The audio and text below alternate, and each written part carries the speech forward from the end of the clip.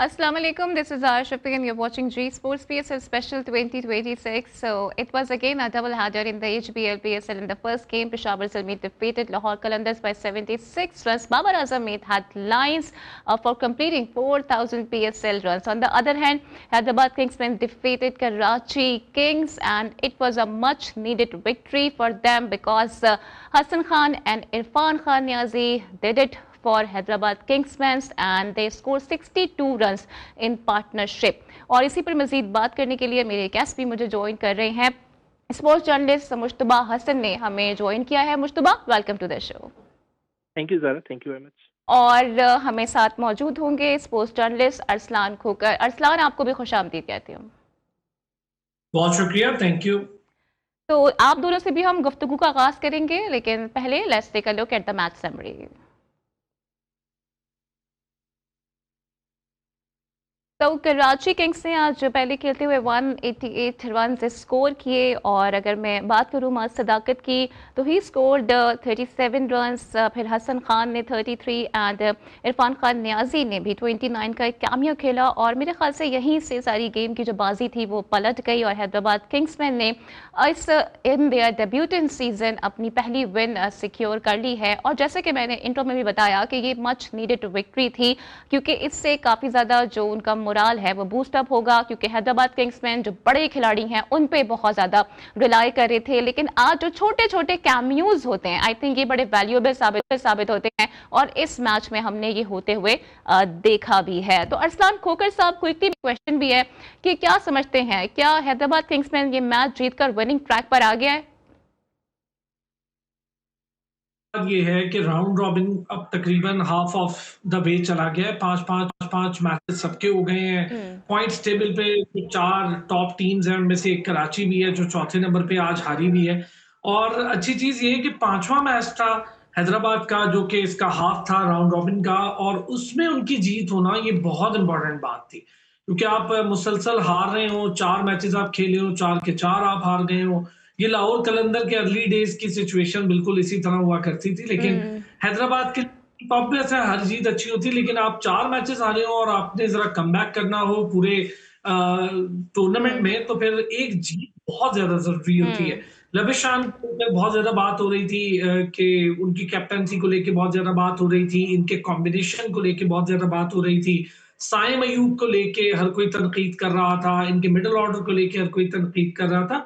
आज भी Glenn Maxwell ने ज्वाइन किया है टीम को गुज़िश्ता रोज, आज वो इन भी हुए हैं, बहुत बड़ा नाम है। अभी जरा उनको टाइम लगे, एक हौसला आया है हैदराबाद को उनके नाम की वजह से, और अब ऑस्ट्रेलियन 2 सुपरस्टार्स वहां पर मौजूद हैं।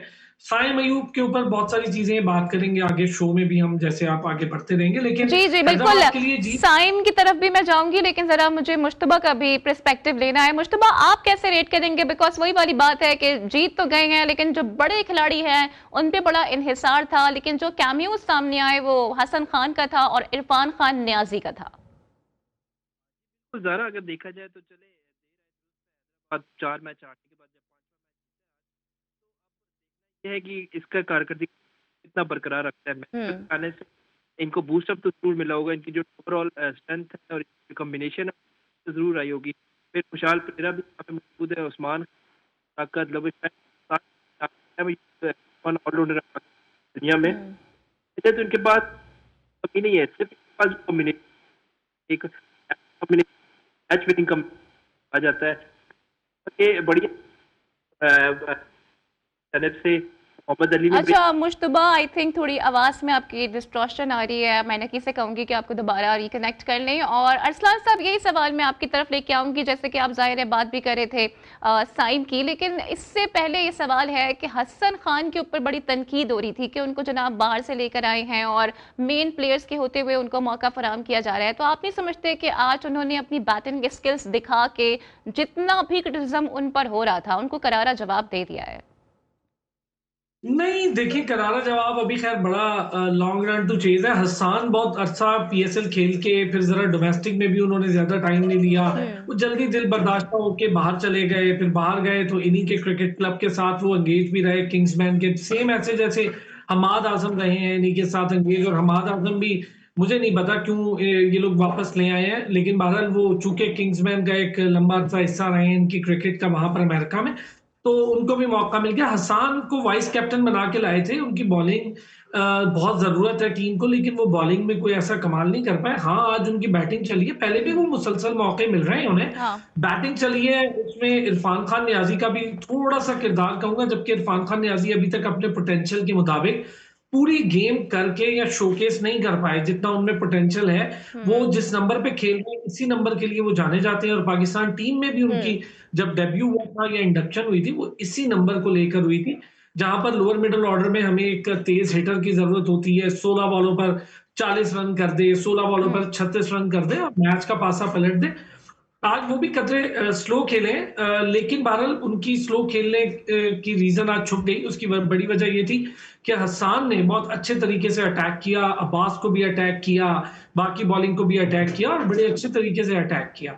लेकिन हसान के हवाले से ये चीज जरूर है कि वो बैटिंग स्किल आज उन्होंने अपनी शोकेस की है, बट जहां पर टीम को बॉलिंग स्किल्स में आपकी जरूरत होती है, जिसके लिए आपको चुना गया होता है, वो सेम प्रॉब्लम बार बार, खैर मैं फिर नाम ले लूंगा, वो सेम प्रॉब्लम है साइम अयूब का, कि उनको जिस काम के लिए रखा गया, 12.5 करोड़ में खरीदा गया, उस काम के लिए वो फिट नहीं बैठ रहे हैं। तो हसान अच्छा खेले और आज इनको बस जीत चाहिए थी, जिसके लिए मुझे लगता है आज उनका दिन था। और एक अच्छी पार्टनरशिप लग गई, 50 रन से जायद की पार्टनरशिप लग गई। जबकि आप अगर दोनों की बॉल्स का फर्क देखेंगे तो 20 बॉलों पे 29 रन किए हैं इरफान नियाजी ने। एक तरफ से एंड संभाल के रखा है, ये जरूरी बात थी, ताकि दूसरी तरफ से आने वाला स्कोर कर ले। तो दूसरी तरफ से आने वाले में अगर पोटेंशियल था और वो मार सकता था, वो पिच का फायदा उठा सकता था। हसान के लाइफ की क्रिकेट भी ज्यादातर इन्हीं ग्राउंड्स में हुई है, कराची में, यहाँ पर बहुत यही उनका क्रिकेटिंग एरिया, तो वो चीजों को समझते भी थे, पिच को समझते भी थे। लेकिन आज उन्होंने बड़ा अच्छे तरीके से जो कैप्टन ने उनको बैकअप किया है, उनकी बैटिंग स्किल्स की जरूरत थी टीम को, उन्होंने उसको शोकेस किया है। असल में बॉलिंग को अगर मैं थोड़ा सा कराची किंग्स की बात करूं, थोड़ा सा सेटबैक जरूर होगा कराची किंग्स को, क्योंकि इस पूरे टूर्नामेंट में अगर आप देखेंगे तो दो टीमें जिनकी बॉलिंग को बड़ा बैलेंस करवाना चाह रहा था, एक लाहौर कलंदर है और एक कराची किंग्स है। कराची किंग के पास पेस अटैक में भी दोनों बहुत अच्छे बॉलर्स हैं, दोनों पाकिस्तान खेल चुके हैं और खेलते रहते हैं, अब्बास और मीर हमजा। इसी तरह स्पिन अटैक में उनके पास वर्ल्ड क्लास जैम्पा मौजूद है, बाकी उनकी सपोर्ट में और खिलाड़ी मौजूद बिल्कुल हैं। सर, आप बॉलिंग स्ट्रेंथ की बात कर रहे हैं। मुश्तबा ने भी बाय द वे हमें रिजॉइन कर लिया है। तो मुश्तबा, मुझे ये बताइएगा कि हैदराबाद की परफॉर्मेंस को ओवरऑल आज आप कैसा रेट करेंगे? बिकॉज कुछ चेंजेस भी देखने में आए हैं, जाहिर है कि शर्जील भी नहीं खेले हैं, लेकिन उसके बावजूद भी समहाउ वो जीतने में कामयाब हो गए हैं। तो आपकी नजर में उन्होंने ऐसा क्या किया जो कराची किंग्स नहीं कर पाया? जी बिल्कुल ज़रा देखा जाए तो आज हैदराबाद किंग्स का जो कॉम्बिनेशन था वो बेहतर हुआ मैक्सवेल के आने से। मैं खास तौर पर कहूँगा क्योंकि एक बड़ा नाम है मैक्सवेल, जिस तरह वो टीम में आया है, फिर उनका एक इम्पैक्ट होता है, फिर कॉम्बिनेशन में बड़ी बेहतरी आई है इनकी। फिर आज हमने देखा कि साइम अयूब को ओपनर से हटाकर नीचे नस्ल अबशाई ने खुद ओपन किया मास दाकत के साथ, और बड़ी अच्छी तकरीबन 36 रन की पार्टनरशिप थी 3 ओवरों में लगी। यानी ओपनिंग जोड़ी ने अगर आपको 36 रन का स्टार्ट दे दिया 3 ओवरों में, तो बड़ा अच्छा स्टार्ट था। इसके अलावा अगर आप बात करते हैं हुनैन शाह की, तो हुनैन शाह ने बॉलिंग बड़ी अच्छी की है, 4 ओवर में 19 रन देकर 3 विकेट ली। तो ओवरऑल अगर देखा जाए, सम अप करें इस मैच को, तो इरफान खान, हसन खान या मास दाकत, जो भी पाकिस्तानी यंगस्टर जो नौजवान है, जो नए लड़के हैं, इरफान खान ने भी आज 27 रन की 10 है, तो इन लड़कों ने आज मेहनत की और 4 मैच हारने के बाद देर दुरुस्त है, लेकिन चलो एक मैच जीता। और अब देखना यह है कि ये कितना देर पाई इनकी कारकर्दगी होती है कि आगे जाने वाले मैचेस जो है, जो आगे आने वाले मैचेस है, क्योंकि ऑलरेडी 4 मैच हार चुके हैं, मजीद गलतियों की गुंजाइश अब बाकी नहीं है। आप देखना ये जीत का तसलसल कितना बरकरार रख सकते हैं, क्योंकि अब कॉम्बिनेशन की अगर बात करते हैं तो ओवरऑल हैदराबाद का जो कॉम्बिनेशन है बड़ा जबरदस्त कॉम्बिनेशन बन चुका है, खासतौर पर मैक्सवेल के आने से। मैक्सवेल एक ऐसा इम्पैक्ट प्लेयर है ट्वेंटी क्रिकेट में, उसका नाम है, बॉलिंग भी अच्छी करता है, बैटिंग भी अच्छी है। फिर एक ऑस्ट्रेलियन, एक अपना माइंडसेट होता है पूरी टीम को लेके चलने का। फिर इनके कप्तान जो है वो भी ऑस्ट्रेलियन है, तो बड़ा अच्छा एक टीम कॉम्बिनेशन बन चुका है। आपने हैदराबाद आगे मैच, तो मेरे फिर हैदराबाद किसी भी तरह से मैच नहीं जीत सकता। इस वक्त अगर हम बात करें तो दुनिया का नंबर 1 ऑलराउंडर साइम अयूब, मास सदाकत जो है पाकिस्तान अंडर-19 का बेस्ट परफॉर्मर इस वक्त इनके साथ है। ग्लेन मैक्सवेल जो है वो हमने देखा वर्ल्ड कप में अफगानिस्तान के सिंगल हैंडली 200 रन बना के मैच जितवा गया था। लेकिन वो वाले मैक्सवेल हम जरा मिस कर रहे हैं, क्योंकि उसके बाद से जो उनकी परफॉर्मेंसेज हैं जाहिर है वो अफगानिस्तान वाले मैच वाली नहीं रही हैं। तो अरसलान साहब, जैसे कि मुश्तबा ये भी कह रही हैं कि इम्पैक्ट प्लेयर का बड़ा फायदा होता है, उसका बेनिफिट भी कहीं ना कहीं आज हैदराबाद को हुआ है, लेकिन आप नहीं समझते कि डेविड वार्नर का ना होना कहीं ना कहीं हर्ट कर गया है कराची किंग्स को भी?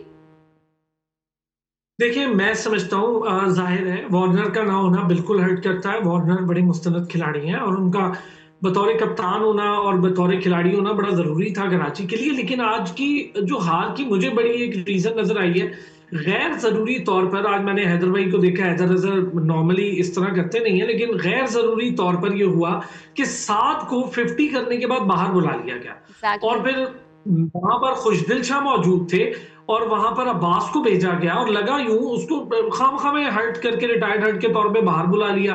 50 की उसने चौके पर एंड करके, जब मौका था 1.5 ओवर का इस्तेमाल वो कर सकता था। वो सेटल बैट्समैन, ये पिच ऐसी है कराची की, यहाँ पर नए खिलाड़ी को आकर 3 से 4 बॉल लेनी होती, वहां पर 1.5 ओवर था। 1.5 ओवर में बॉल्स ही कितनी रह जाती हैं, 8-9 बॉल्स की पड़ी हुई थी, वहां पर इन्होंने उसको बाहर बुला लिया और मैं बड़ा हैरान हुआ। भाई देखिए, यहाँ पे ये होता है कि जहां पर अगर कोई अच्छा कोई लर्नेड कोच हो, कोई जहां पर दुनिया में लोग क्रिकेट कवर करते हैं, क्रिकेट कमेंटेटर्स हैं, सबका ख्याल था कि भाई उसको रोल दे देते। आप कहते हैं कि यार मारो, शॉट मारो, एग्रेसिव गेम खेलो, आखिरी 1.5 ओवर का फायदा उठाओ, अपनी विकेट गवा दो, कोई बात नहीं, लेकिन शॉट मारो। एक सेटल बैट्समैन था, 2 बाउंड्रीज और लगाता तो आप इस स्कोर में जरा 2 बाउंड्रीज का फर्क डाल के देख लें, बेहतर हो जाता है स्कोर थोड़ा सा। या आप अगर 200 की तरफ चले जाते तो साइकोलॉजिकल प्रेशर आता। गैर जरूरी तौर पर इतना बेकार फैसला किया कराची किंग्स ने, जो करना नहीं चाहिए था उनको। बिल्कुल बेसलेस और सेंसलेस फैसला था कि 50 करता है एक लड़का और एक यंगस्टर है, उसको 50 करने के बाद हौसला देने की बजाय आपने बाहर बुला लिया और जिनको आपने अंदर भेजा, खुशदिल शाह जैसे चले हुए कारतूस वहां पर खड़े थे, ना उनसे शॉट लगती है मौके पर, ना उन्हें बॉल कैटर करना आती है, ना उनको सही पिच में आके बॉल को किसी ना किसी डायरेक्शन में फेंकना आता है। उसने बॉलें मिस कर दी, एक तो उनके डॉट भी बॉलें भी मिस कर दी और नो डाउट हुनैन ने उस वक्त समझ लिया था कि खुशदिल शाह के पांव उसकी बॉल की डायरेक्शन में नहीं चल रहे, बॉडी से अवे वो उसको बॉल कर रहा था। कुछ उसने ऑफ साइड द स्टंप उसने यॉर्क का इस्तेमाल किया, फिर उसने उसकी बॉडी का पूरा मूवमेंट चेक बॉल की कि उसकी बॉडी सिर्फ एक शेल्फ में हिल रही है, उसने उसके अपोजिट शेल्फ में बॉलिंग करना शुरू कर दी। तो ये बिल्कुल एक क्लूलेस किस्म का डिसीजन था जिसको कोई भी समझ नहीं पा रहा है डिसीजन को। मुश्तबा, वैसे उमर गुल ने भी हैरानगी का इजहार किया है, वो भी ये कह रही हैं कि एक सेट प्लेयर था जो कि 50 रन बना चुका था, 6 चौके लगा चुका था, लेकिन उसे रिटायर्ड आउट कर दिया जाता है क्योंकि जाहिर है कि वो चेजिंग तो नहीं हो रही थी, अभी तो आप स्कोर सेट करे थे। क्या यही डिसीजन था जो कराची किंग्स को नुकसान पहुंचा गया मुश्तबा? देखिए, ये बड़ा डिफरेंट एक किस्म है और ये क्योंकि जो कप्तान है वो एक ऑस्ट्रेलिया, तो माइंडसेट जो है वो अटैकिंग क्रिकेट है। ठीक है, उन्होंने 50 रन बनाए, लेकिन उसके लिए उन्होंने 37 बॉल, जो कि T20 क्रिकेट में कहा जाए तो 37 बॉल पे आजकल सेंचुरी स्कोर की जाती है। यही कंपैरिजन करते हैं बाबर आजम से या मोहम्मद रिजवान से, तो अगर वो 37 बॉल पे 50 उसका बनाते कि बहुत बाबर आजम ने सेंचुरी 50 कर ली है। माइंडसेट की बात है, डेविड वार्नर माइंडसेट और पाकिस्तानी जो उनको देखा वाज़े फर्क आज आपने देखी, उसे 53 रन बनाए, तो जितनी बॉल कंज्यूम की, मेरे ख्याल से एक अच्छा फैसला जरूर होगा, क्योंकि देखा जाए तो उनके पास बैकअप में इतने प्लेयर मौजूद थे कि वो रन, जैसे मोइन अली ने 18 बॉल पे आके 44 रन बना दिए। तो ये चीज इनको मोमेंटम चाहिए था, वहाँ पे रिप्लेस ना करते, रिटायर्ड ना करते तो स्कोर इतना ज्यादा जाता भी नहीं, 188 तक पहुंचता भी नहीं, क्योंकि जिस तरह वो 20 रन और ऐड कर लेते, लेकिन उसके साथ वो कंज्यूम कर जाते। तो मेरे ख्याल से मोइन अली को जो बाद में एमयू है उसकी वजह से स्कोर बना है।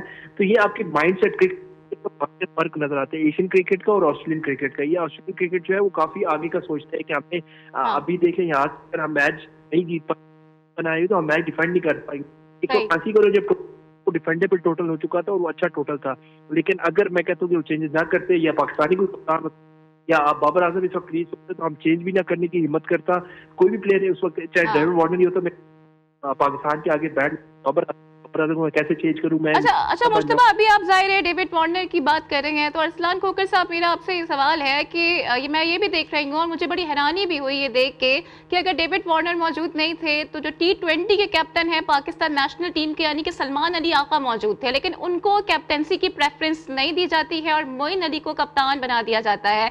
क्या हमारा माइंडसेट हो गया है कि फॉरेनर जो है वो ही कप्तान होंगे PSL में, और अगर कोई उनका सब्स्टिट्यूट होगा तो वो भी फॉरेनर ही होगा? देखिए ऐसा नहीं है, रिजवान कप्तान है यहीं पर, बाकी टीमों के कप्तान शादाब भी यहीं पर है, पाकिस्तानी है। और भी टीमों ने कप्तान सऊद शकील को भी कप्तान रखा है, बड़ी बुरी इनिंग खेली लास्ट मैच में उन्होंने, वो तो फॉर्चुनेटली जीत गए, लेकिन रखा हुआ है उनको कैप्टन। बाकी शाहीन शाह अफरीदी पाकिस्तानी है, कैप्टन रखा है। आप खुद सोचे ना, आपके सवाल के अंदर भी इसका बहुत बड़ा जवाब है कि आपने पाकिस्तान की नेशनल टीम, यानी चलिए, जिसमें मुझे से ना अभी 25 ब्रेक के लिए कहा जा रहा है, तो ये जो सवाल है इसका जवाब मैं आप दोनों से लूंगी ब्रेक के बाद, क्योंकि जाहिर है काफी ज्यादा कंट्रोवर्सी हो रही है और जाहिर है नेशनल टीम के कैप्टन है लेकिन उन्हें कैप्टन नहीं बनाया जाता है और उनकी जगह मोइन अली को प्रेफरेंस दे दी जाती है, तो इस पे आप दोनों का जवाब दूंगी बट राइट आफ्टर दिस।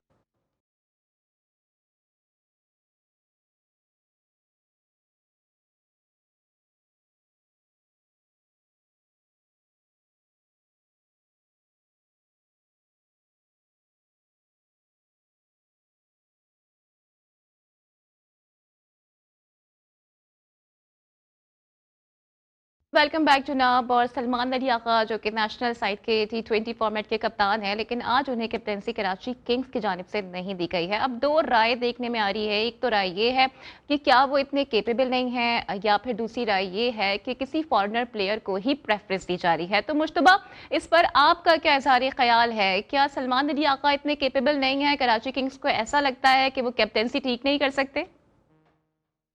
देखिए, उनकी जो कप्तानी है पाकिस्तान क्रिकेट टीम को खास कर लेकर, तो ये सिर्फ पाकिस्तान क्रिकेट बोर्ड का ही इतना दिलाराना फैसला कर सकता है, वरना जो स्टेक होल्डर्स होते हैं जिनको कोई इन्वेस्टमेंट होती है वो इस तरह के दिलाराना फैसले करते हुए जरूर कतराते होंगे, क्योंकि सलमान अली आगा पहले तो T20 में जगह नहीं बनती। अगर T20 में जगह बनी गई है तो एटलीस्ट कप्तानी नहीं बन सकती, क्योंकि उनको एज अ ऑलराउंडर तो खिलाया जा सकता है कि कभी जरूरत पड़े तो बैटिंग भी कर लेंगे कहीं ना कहीं, और किसी दिन वो रन भी कर लेंगे, और किसी तरह की बॉलिंग की जरूरत हो तो विकेट भी ले लेंगे। लेकिन अगर कप्तानी की बात करते हैं तो उनके पास उससे ज्यादा बेहतर ऑप्शन यानी कि मोइन अली की सूरत में मौजूद था। तो मेरे ख्याल से जितना पाकिस्तान अवाम इस वक्त सलमान अली आगा से नाखुश है इनकी कप्तानी से, कराची किंग्स ऑनर्स जो है उनको भी पता होगा कि उनकी जो हालिया कारकर्दगी है पाकिस्तान क्रिकेट टीम के साथ, फिर एशिया कप में पाकिस्तान की शिकस्त हुई, वर्ल्ड कप में पाकिस्तान को उनकी कप्तानी में शिकस्त हुई, उनकी कारकर्दगी खुद से जो है वो इस तरह की नहीं है कि उनको कप्तानी भी थमा दी जाए। तो अच्छा फैसला मैं जरूर कहूंगा कि पाकिस्तान क्रिकेट एटलीस्ट कराची की जो मैनेजमेंट है उन्होंने अच्छा फैसला किया कि ऐसे प्लेयर को उन्होंने कप्तानी दी जो खुद पे परफॉर्म करे और अपनी परफॉर्मेंस से लीडिंग फ्रॉम द फ्रंट करे। हमने देखा कि मोइन अली जिस तरह कप्तान बने, फिर उन्होंने 44 रन जो महज 16 बॉलों के जैसे 5 बुलंदो बॉलर छक्के भी थे, 275 के स्ट्राइक रेट से उन्होंने बैटिंग की। तो ये T20 की डिमांड है कि अगर आपके पास जो ऐसे प्लेयर मौजूद है जो खुद भी खेले और टीम को भी लीड करें और इस तरह लेके चले टीम को, तो वो ज्यादा बेहतर है बजाय इससे कि एक तो जिनकी टीम में जगह नहीं है फिर टीम पे बोझ बने और फिर उनको कप्तानी भी थमा दी जाए। तो ये पाकिस्तान क्रिकेट बोर्ड उस तरह के फैसले कर सकता है, लेकिन जो फ्रेंचाइज लीग क्रिकेट होती है उसमें ये फ्रेंचाइज ओनर इस तरह के फैसले नहीं करते। बेशक बड़ा नाम है सलमान अली आगा पाकिस्तान क्रिकेट में, उनको T20 के कप्तान भी है हमारे, लेकिन अगर दूसरी तरह हम इसका मुआवजा करें तो पाकिस्तान सुपर लीग जिस वक्त हो रहा है 8 टीमों में से आपके 2 कप्तान जो है वो फॉरनर्स हैं, और पाकिस्तान के पास टोटल आके 8 कप्तान भी नहीं है इस वक्त कि पाकिस्तान T20 में डोमेस्टिक अपने जो होम सीजन है उसमें अपने 8 कप्तान बना के सामने ला सके दुनिया के। तो सलमान अली आगा तो एक फ्लॉप कप्तान है, उसको टेस्ट किया हुआ, दोबारा टेस्ट करना मेरे ख्याल से कोई अकलमंदी की बात नहीं थी। इसके अलावा इनकी अगर टीम ओवरऑल देखें तो इस वक्त और कोई डिजर्विंग ऐसा प्लेयर भी नहीं था जिसको हम कप्तानी के लिए अहल समझते हैं। अगर आप कहते हैं कि मोइन अली नहीं होते कप्तान, तो मुझे बताएं सलमान अली अगर अहल नहीं है तो कौन ऐसा कप्तान हो सकता था जो कराची किंग्स को लीड कर सकता? रजा हेंड्रिक्स जो है उनका भी नाम था, लेकिन फिर मोइन अली क्योंकि एक तजर्बा रखते हैं और इन्होंने कप्तानी भी की है, इंग्लैंड की भी कप्तानी की है, इंग्लैंड में लीग में भी मेरा तो तजर्बे को फायदा उठाते। अच्छा ठीक है मुश्तबा, आपकी बात से जो मैंने अखज़ किया है, बाय द वे अरसलान भी आपकी बात को काफी एंजॉय कर रहे हैं, तो अरसलान देखें कराची किंग्स को भी पता है जैसे कि मुश्तबा कह रही हैं कि Salman is not a T20 player even, तो क्या हमारे पीसीबी को ये नहीं पता?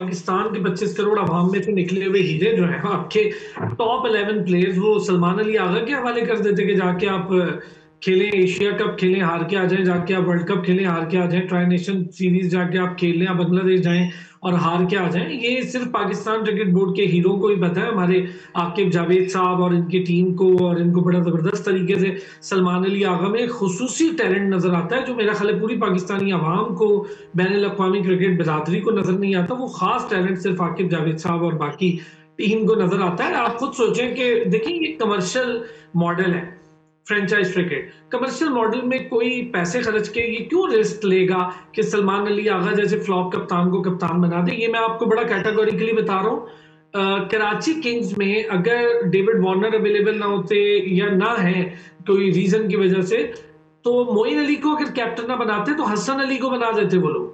उन्होंने सलमान अली आगा को चौथी तीसरी प्रेफरेंस भी नहीं सोचा हुआ है, तो वो हसन अली को कैप्टन बना देते। ये भी आपको बड़ी फैक्चुअल बात बता रहा हूँ। हाँ। मैं बड़े उसूल से बता रहा हूँ ये बात आपको। उसके बाद आप जरा ये देखें कि सलमान अली आगा ने मैचेस खेले हैं कराची किंग्स से, सिवाय कैचेस पकड़ने के कोई एक मैच में मुझे उनकी कोई ऐसी परफॉर्मेंस दिखाएं जिससे कराची किंग्स को कोई फर्क पड़ा हो, कराची किंग्स कुछ अच्छा परफॉर्म कर गई हो और कहा हो कि सलमान अली आगा ने मिडिल ऑर्डर में आके ये फर्क या ये डेंट डाल दिया दूसरी टीम को।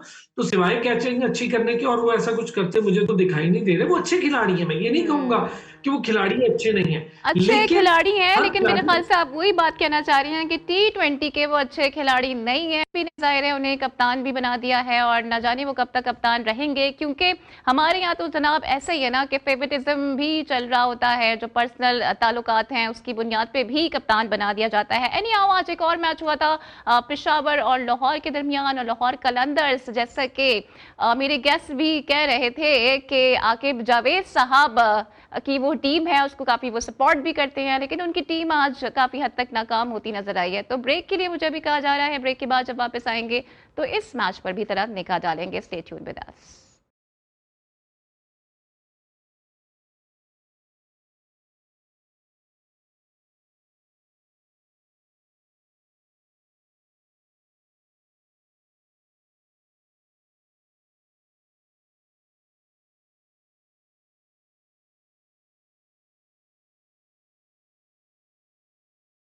वेलकम बैक टू नाब। So it was a double header in HBL PSL और जाहिर है कि पेशावर ज़ल्मी ने लाहौर कलंदर्स को शिकस्त दी है, वो भी 76 रन से। और यहाँ पर मेरे ख्याल से ये कहना बनता भी है कि लाहौर कलंदर्स पर शिकस्तों के पैर दर पे दाग लग गए हैं, लेकिन घबराना कैसा जनाब, क्योंकि गहरे दागों से क्या घबराना जब सर्फ एक्सेल है ना।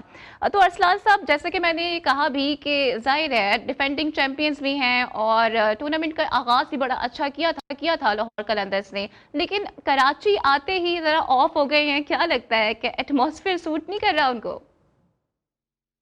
हाँ सही बात है, ऐसा लग रहा है कि लाहौर को कराची आके कुछ हो गया और कराची को भी कराची आके कुछ हो गया। वैसे तो खैर कराची की अपनी हिस्ट्री भी ऐसी है कि कराची ने अपने होम ग्राउंड के मैचेस अच्छे नहीं खेले आज से पहले, लेकिन लाहौर के लिए बड़ी अजीब बात मुझे लगी है 173 और फिर लेकिन 173 में एक थोड़ी अगर आप बगौर जायजा लें, वही पेयर है बाबर आजम और मेंडस जिन्होंने आज भी स्कोर किया है 173 तक पहुंचाने में। 43 एक ने किया और 70 प्लस एक ने किया। लास्ट में भी यही हुआ था मैच में कि 100 मेंडस ने किया था और 80 प्लस रन बाबर आजम ने किए थे। तो हारिस वही फ्लॉप के फ्लॉप है 173 में पहुंचाने में। बाबर और मेंडस और ब्रेसवेल के 10 बॉलों पर 21 रन, बहुत क्रूशियल 10 बॉलों पर 21 रन उन्होंने इनिंग खेली। फिर आप उनकी बॉलिंग देखेंगी तो उन्होंने 18 रन देके 3 विकेट्स लिए हैं। हालांकि शाहीन शाह अफरीदी ने आज बॉलिंग बहुत अच्छी की है, 22 रन देकर उन्होंने भी 3 विकेट्स हासिल किए हैं। मुस्तफीज ने अच्छी बॉलिंग की है, लेकिन उसामा मीर पता नहीं क्यों है टीम में, नहीं समझ आती मुझे। 40 रन 39 के करीब उन्होंने फिर आज स्कोर दे दिया है। और बिलाल आगे आए थे आज, बड़े वो भी बड़े अच्छे तरीके से आगे उन्होंने टीम को ज्वाइन किया। स्कोर तो उन्होंने ठीक कर लिया बतौर बैट्समैन थोड़ा बहुत, लेकिन उनकी बॉलिंग बड़ी एक्सपेंसिव रही। 40 रन उन्होंने भी दे दिए, तो ये 80 रन का टीका जो 2 बॉलर्स ने लगाया यहाँ से थोड़ा मुश्किल हो गया।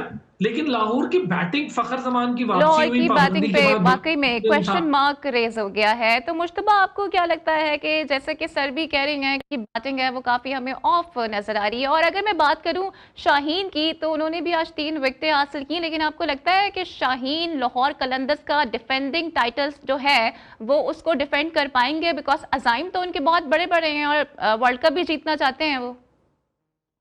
बिल्कुल, अगर हम बात करते हैं लाहौर कलंदर की, तो लाहौर कलंदर का अगर कोई वर्ल्ड कप होगा तो वो यकीनी तौर पे शाहीन शाह अफरीदी जिता पाएंगे। लेकिन पाकिस्तान की इंटरनेशनल क्रिकेट म इंटरनेशनल क्रिकेट और डोमेस्टिक में काफी फर्क है।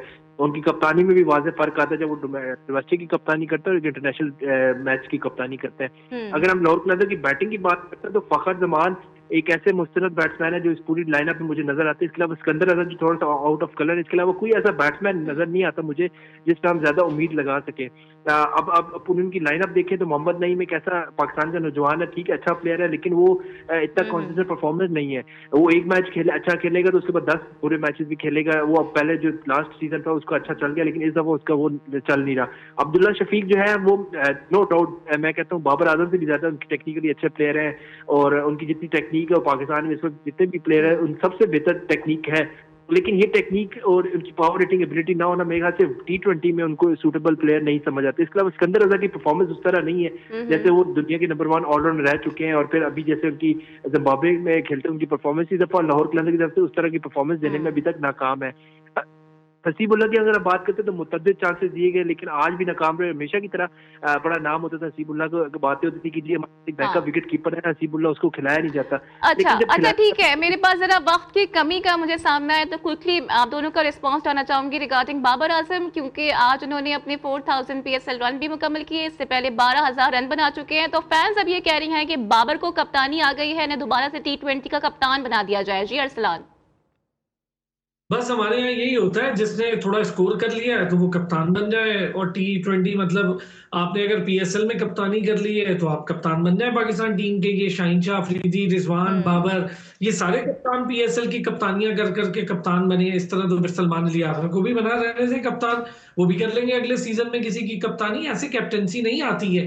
एक ग्रूम कैप्टन हमें चाहिए जो अंडर 19 के सिस्टम से कैप्टन बन के आए, सरफराज की तरह। आपके पास सरफराज एक अच्छा कैप्टन इसलिए आया था, वो अंडर 17, अंडर 19 और फिर पाकिस्तान ए शाहीन, वो कप्तानी करता हुआ आ रहा था, एक सिस्टमैटिकली कैप्टन था।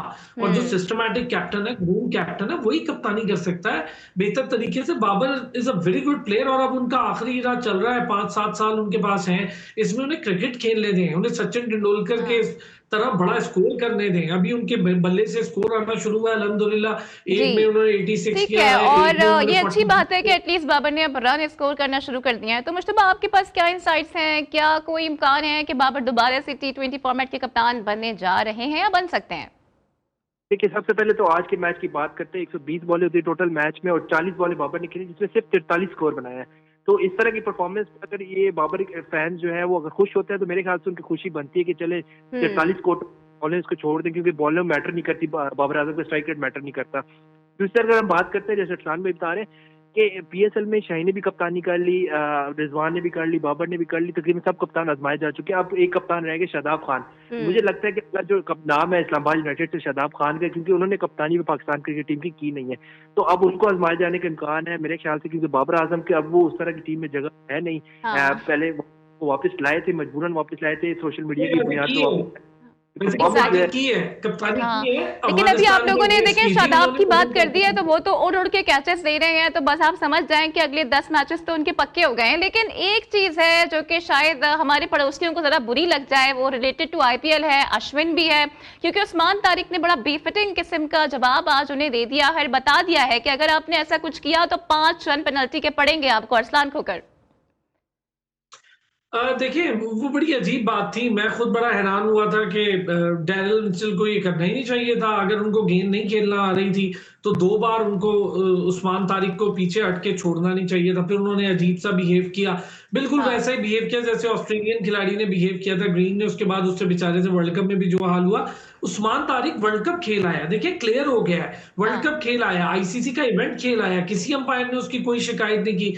अब बस हो गया ना, अब उसको मौका दें, उस्मान तारिक को खेलने दें। आपसे नहीं खेला जाता तो आप माने अपनी बेबसी और अपनी कमजोरी, लेकिन ये थोड़ी है कि आप हर बार उस्मान तारिक को तलवार के नीचे लटका देंगे। जी उस्मान तारिक ने यूं, उस्मान भाई बहुत ठीक है, आपसे नहीं खेला जा रहा, उसका ऑर्थोडॉक्स एक्शन है, होता है बहुत सारे लोगों का। मलिंगा का एक्शन सलिंगी था, तो क्या मलिंगा को लोगों ने खेल डिबेट अब काफी पुरानी हो गई है, यही बात आप भी कह रहे हैं। तो मुश्तबा आपको क्या लगता है कि अश्विन का सारा ध्यान तो लगता है PSL पर है, मजा नहीं आ रहा उनको शायद IPL देखने में? देखिए पूरे भारत का ध्यान जो है वो PSL पे होता है। भारत IPL उस तरह से वो कहता है ना, जैसे ऑस्ट्रेलियन प्लेयर ने कहा कि वो बॉलीवुड मूवीज की तरह एक सीन चल रहा होता है क्रिकेट नहीं हो रही होती। तो मैं इससे बिल्कुल एग्री करता हूँ कि पीएसएल असल क्रिकेट हो रही होती है और सारा ध्यान जो होता है वो जितने भी क्रिकेट लवर्स होते हैं पीएसएल पे होता है। अगर हम बात करते हैं उस्मान तारिक की, तो डैरेन मिचेल ने जो किया, मेरे ख्याल से अब तो जैसे अरसलान भी बता रहे हैं, उन्होंने वर्ल्ड कप भी खेल लिया, आईसीसी के इवेंट खेल लिया, इसके बाद तो बात करना मेरे ख्याल से फजूल है। अब फोकस ये होना चाहिए कि उसको खेलना सीख ले।